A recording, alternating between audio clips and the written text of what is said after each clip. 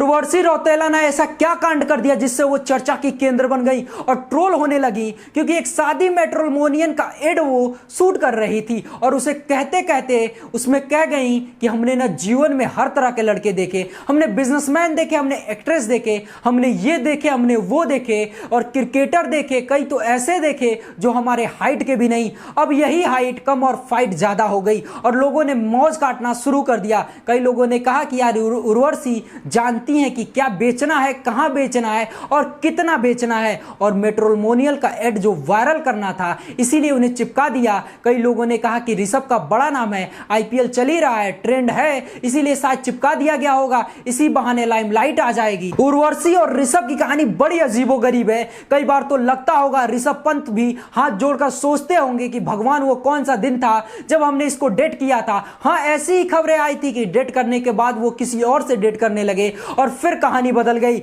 लेकिन बीते कुछ सालों में उर्वशी ने जो सैड साड़ी चिपकाई है या जिस तरह से ऋषभ के नाम के इर्द गिर्द कहानियां बनी है वो हमेशा सोशल मीडिया में चर्चा में रही, और इस बार उनका ये मैट्रिमोनियल एड जो है वो जबरदस्त तरीके से चर्चा में है। क्यों करती हैं वो, इसका जवाब तो हमारे पास नहीं है, लेकिन वो करती हैं, ये बात सच है। उर्वशी लगातार लाइमलाइट, लेकिन सुमन गिल की बातें तो आपको याद होगी जिसमें सुमन गिल ने कहा था कि यार वो नहीं पीछे पड़ा, वो पीछे पड़ी रहती हैं। याद कीजिए सोनम बाजवा का वो इंटरव्यू जिसमें सुमन गिल से पूछा गया था ऋषभ और उनके बीच क्या है, तब उन्होंने कहा कि कुछ नहीं यार, वो पीछे पड़ी रहती है। लेकिन ये कहानी जो है ये लव कम और हेट स्टोरी जैसी है, जिसमें लव तो नहीं लेकिन कहानी चलती रहती है। इस कहानी को हम आपको थोड़ा सा बताते हैं कि साल 2018 था जब उनके अफेयर की हवा जो है वो मार्केट में निकली थी। कहा गया कि भैया दोनों डेट कर रहे हैं। ऋषभ तब नए टीम इंडिया में आ रहे थे, दिल्ली में अपना जलवा जलाल किए थे और दोनों कई रेस्टोरेंट पार्टीज में आने जाने लगे, क्योंकि ये दोनों उत्तराखंड से आते थे,